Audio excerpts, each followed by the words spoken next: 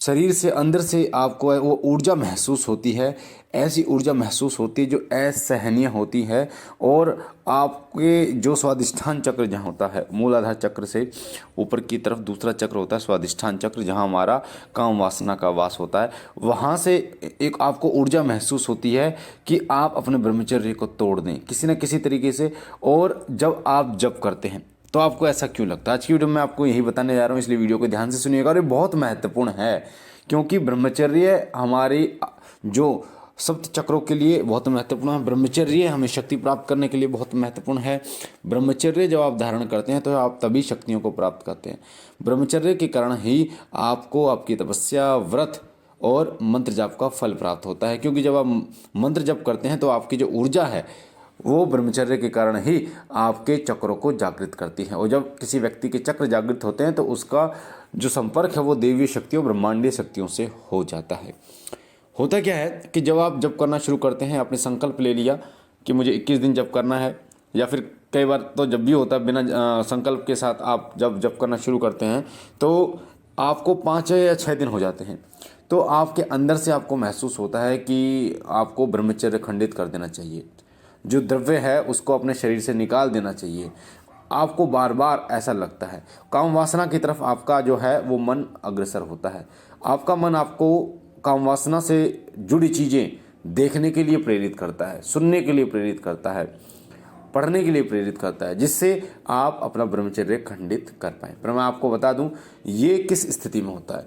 ये होता है जब आप 5 से 6 दिन आप जप करते हैं, या फिर कई बार 11 दिन या 12 दिन के बाद भी कई लोगों के साथ हो सकता है। जब आप जप करना शुरू करते हैं तो एक ऊर्जा आपके शरीर में इकट्ठी होनी शुरू हो जाती है ब्रह्मचर्य के कारण, और आपके जप के कारण एक ऊर्जा बननी शुरू हो जाती है आपके शरीर में। वो ऊर्जा बनती है मूलाधार चक्र पे।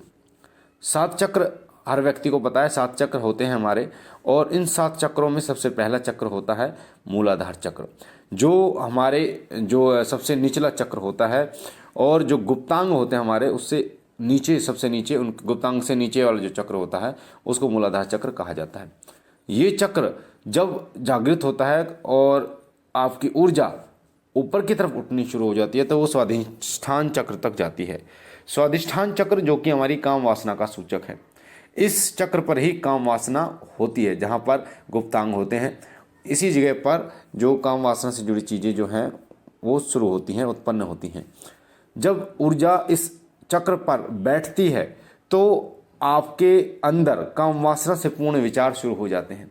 आपका जो मन है वो आपको काम वासना से जुड़ी चीज़ें देखने, सुनने, पढ़ने के लिए प्रेरित करने के लिए शुरू कर देता है, और आपके ब्रह्मचर्य को खंडित करने की कोशिश करता है ताकि वो ऊर्जा आपके शरीर से निकल पाए। और आपको बता दूं कि जो लोग इस चीज़ को नहीं समझ पाते कि उनके साथ ऐसा क्यों हो रहा है, कई लोगों के साथ स्वप्न दोष हो जाता है, जिसे नाइटफॉल कहते हैं, जिससे क्या होता है कि जो ऊर्जा ऊपर की तरफ उठ रही थी आपके चक्रों को जागृत करते हुए, फिर वो ऊर्जा एकदम नीचे की तरफ गिरती है मूलाधार चक्र पर, और वो ऊर्जा आप खंडित कर चुके हो, उस ऊर्जा को आप निकाल चुके हो, और फिर वो ऊर्जा आपको दोबारा उठाने की पड़ती है और उसमें काफ़ी समय लगता है। इसलिए जब जैसे कोई तवा है आपने गर्म कर लिया, गर्म करने के बाद अगर आप उसको गैस को चालू रखें तो वो और ज़्यादा गर्म होता रहेगा, और ज़्यादा गर्म होता रहेगा।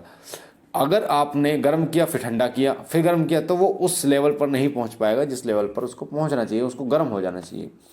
इसलिए आपको पता होना चाहिए कि आपके साथ ऐसा क्यों हो रहा है। तो बहुत ही सूक्ष्म चीज़ें, बहुत ही सूक्ष्म बातें मैं आपको बता रहा हूँ शिव कृपा चैनल के माध्यम से, भगवान शिव शंकर भोलेनाथ की प्रेरणा के द्वारा, जो साधकों के साथ होता है। गुरु भाई हैं मेरे, उनके साथ भी हुआ है ये अनुभव जो मैं आपको बता रहा हूँ। हमारे साथ भी किसी समय पर यह अनुभव हुआ था, पर उस समय पर आपको क्या करना चाहिए ये बहुत महत्वपूर्ण है। जब ऐसे संकेत आपको मिले कि आपका मन, आप जब करना शुरू किया आपने, और आपका मन जो है वो काम वासना की तरफ बढ़ने के लिए आपको कह रहा है, देखने सुनने के लिए आपको कह रहा है, इसका मतलब आप समझ जाइए कि आपकी ऊर्जा जो है वो मूलाधार चक्र से ऊपर की तरफ यानी कि दूसरे चक्र पर पहुंच चुकी है, जो कि स्वादिष्ठान चक्र है, जो कि काम वासना का चक्र है। और इसी चक्र पर पहुंचने के बाद आपके मन में काम वासनापूर्ण विचार आने शुरू हो जाते हैं। तो ऐसे समय पर आपको क्या करना चाहिए? ऐसे समय पर आपको अपने ऊपर नियंत्रण रखना चाहिए। आपको ये पता होना चाहिए, जिस प्रकार कोई गलत कार्य होता है तो आपको पता होता है कि ये गलत कार्य है, इससे आपको हानि होगी, नुकसान होगा, तो आप उस काम को नहीं करेंगे।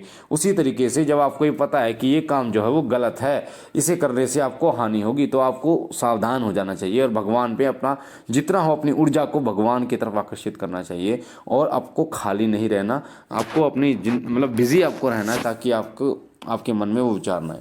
तो ऐसे समय में आपको समझ जाना चाहिए। और अगर आप समझ गए और आप इस ऊर्जा को संभालने में सक्षम हो गए, तो ये ऊर्जा फिर धीरे धीरे ऊपर की तरफ उठना शुरू हो जाती है। और धीरे धीरे जब ये ऊपर उठ जाती है तो ये आपके छठे चक्र जो है वो आज्ञा चक्र पर पहुंच जाती है। और आज्ञा चक्र पर पहुंचने के बाद जो आज्ञा चक्र एक ऐसा बिंदु जहां पर त्रिनेत्र होता है, दिव्य दृष्टि होती है, और ये आपके सूक्ष्म जगत की चीज़ों को देखने में आपकी मदद करता है, सूक्ष्म जगत की चीज़ों को महसूस करने में आपकी मदद करता है। और उसी आज्ञा चक्र पर देवताओं के दर्शन आपको होने शुरू हो जाते हैं।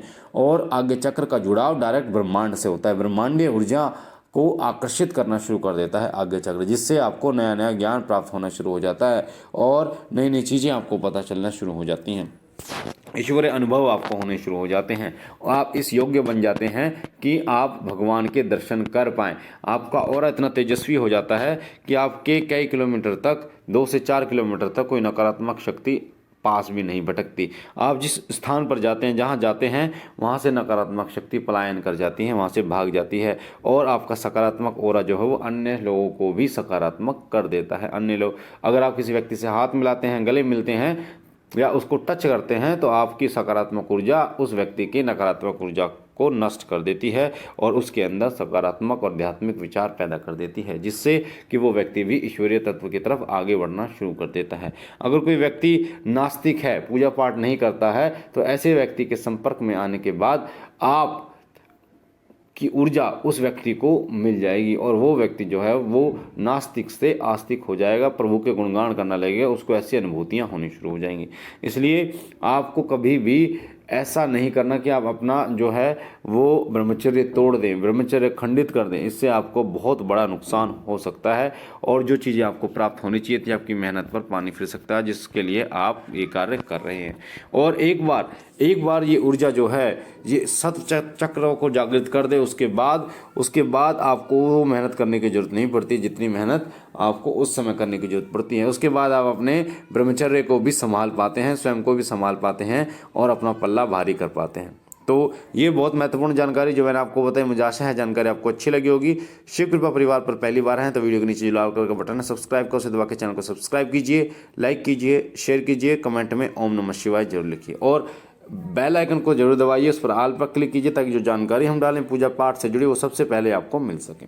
बाबा भोलेनाथ से मैं विनती करता हूँ कि बाबा भोलेनाथ अपना कृपा करें, आप और आपका परिवार सदा सुखी रहे, स्वस्थ रहे, खुश रहे। हम मिलते एक नई जानकारी के साथ, तब तक के लिए ओम नमः शिवाय, ओम नमः शिवाय, ओम नमः शिवाय।